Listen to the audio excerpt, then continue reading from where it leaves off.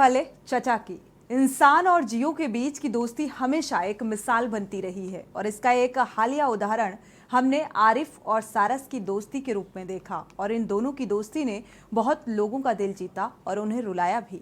सारस अब आरिफ से दूर है, हालांकि एक और सारस एक इंसान के साथ दोस्ती एक बार फिर से चर्चा का विषय बनी हुई है। दरअसल बस्ती के चाय वाले चाचा यानी भगवती को मिला आरिफ जैसा दोस्त। देखिए ये पूरी कहानी रिपोर्ट के जरिए।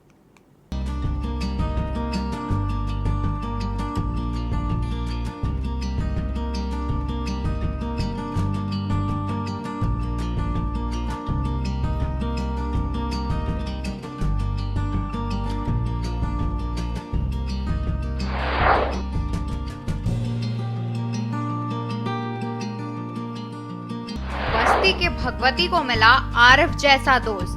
बस्ती में आरिफ जैसा एक और मामला। सारस और इंसानों के बीच अनोखी दोस्ती। सारस को भा गई चाचा भगवती की दोस्ती। दिन भर गांव वालों के बीच रहता है सारस। चाचा और सारस की जुगलबंदी को देख राहगीर भी रुकने को हो जाते हैं विवश। 3 महीने पहले आया था सारस।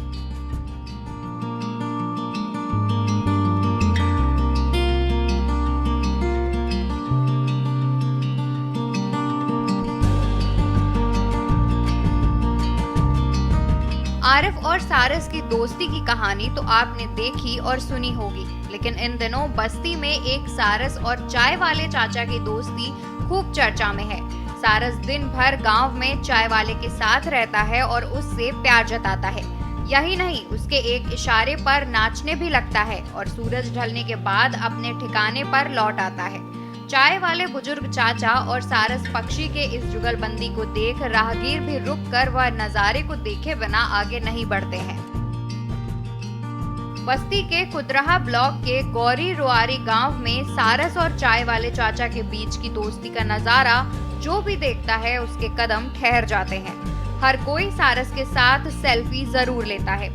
आपको बता दें कि 3 महीने से यह सिलसिला चल रहा है। सारस सुबह सुबह गांव में चाय वाले चाचा के पास आ जाता है, उन्हें उठाता है और फिर उन्हीं के साथ खाना खाता है, घूमता है। साथ ही गांव के लोगों के दरवाजे पर भी चला जाता है। लोग सारस को खाना खिलाते हैं और पानी पिलाते हैं। सारस और चाय वाले चाचा की यह दोस्ती देखकर सभी लोग अचंभित हैं। ऐसा लगता है कि वह पक्षी नहीं बल्कि उनके घर का सदस्य है।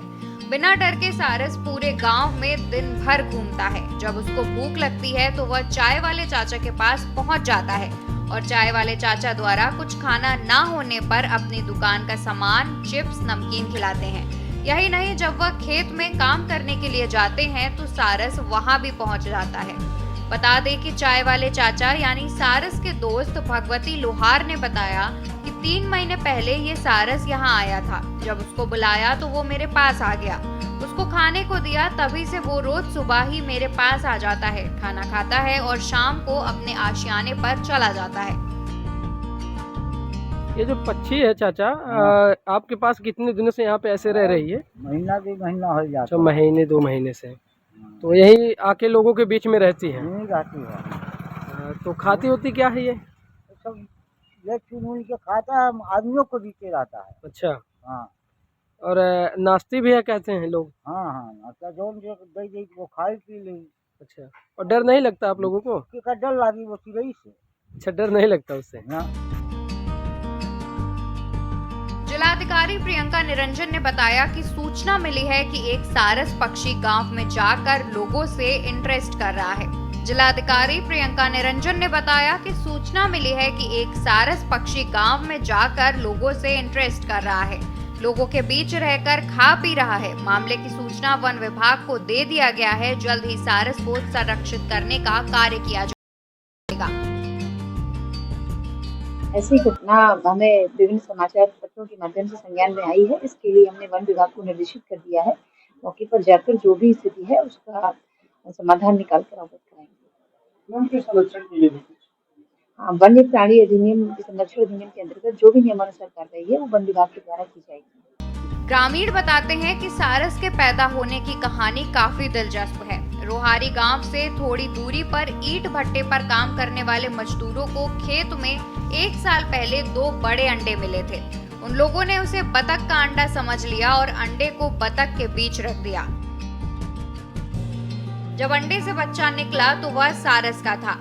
मजदूरों ने उसे पालना शुरू किया, जिनमें से एक बच्चे की मौत हो गई, लेकिन दूसरा धीरे धीरे बड़ा होने लगा। जब वह उड़ने लगा तो मजदूरों ने उसे आजाद छोड़ दिया, लेकिन सारस के इंसानों से इतनी मोहब्बत हो गई कि वह दिन भर चाय वाले चाचा के पास चला जाता है और फिर अपने घर यानी भट्टे या एकांत जगह पर रहता है। स्पेशल डेस्क के न्यूज़ इंडिया।